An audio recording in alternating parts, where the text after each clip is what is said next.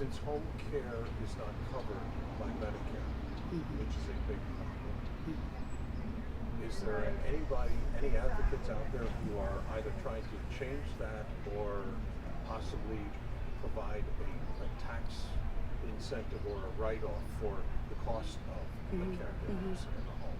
Is that something that's actively being pursued? I think there's a lot of different factors when people are considering what kind of care they need. Is it covered by insurance? Is there a more affordable option?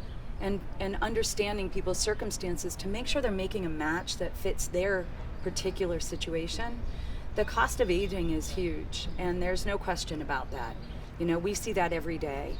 And our job is to help people maximize the resources they have, whether it be insurance and advocating to make sure their insurances are being, covering as much as they possibly can get, helping them when that is, helping them anticipate and manage the expectations when that's going to go away, and then what? Helping them find potentially resources if their income is lower or they're eligible for those kinds of other resources that might be covered in a state, for instance.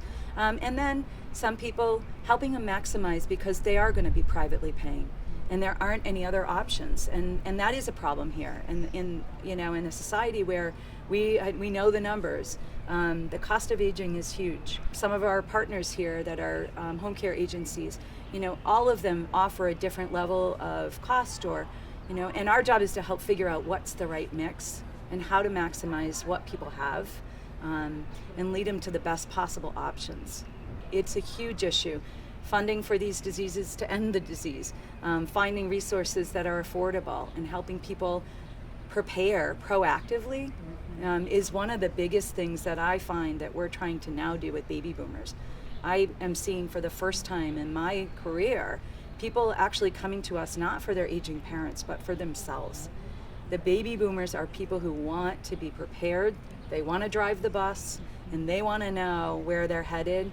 And so they're making choices based on that with their financial planners and their legal advisors. And so we begin to be part of that team.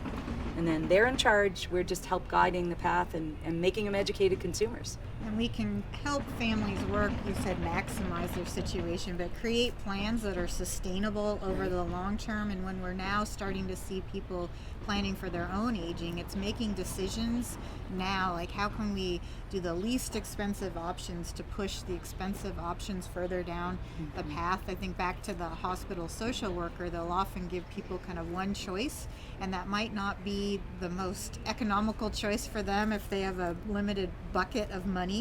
So helping create a plan that they can really be realistic for the long haul. Are they Yes. basically being trained in not only body and mind Yeah. and health, Yes. but also well-being and future planning? That's all part of the training Yes. that goes into a person who's in your group. That's exactly right. So we're trained, and our areas of expertise need to not only be in understanding the narrow focus of the individual or the medical field, for instance. That's a part of the picture. But we need to understand the housing options. We need to understand the financial implications, resources. So we have, all those areas are part of our knowledge base that we have to know in order to call ourselves aging life care professionals. There's a myriad of confusing options, and people are stumped, so they freeze or they deny.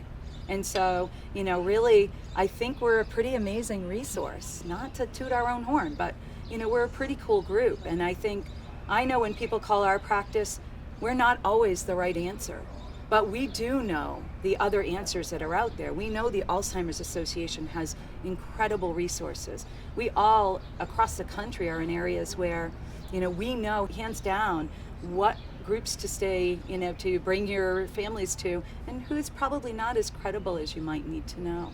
We know that stuff because we are on the ground and using those resources. The area service, aging service access points.